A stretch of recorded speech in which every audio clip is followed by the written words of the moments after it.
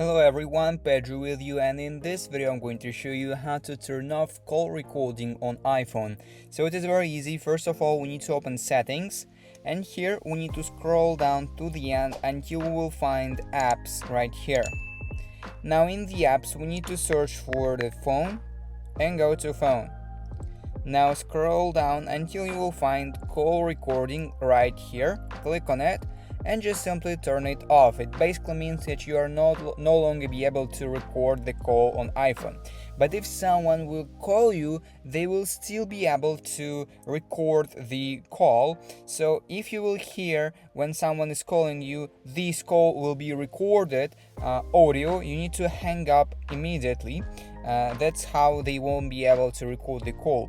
Or you just simply can recall them in the WhatsApp, for example. So go and choose the person you want to call him in the WhatsApp, and that is where they can record the call, and you can just simply talk with them in the WhatsApp instead of a default call.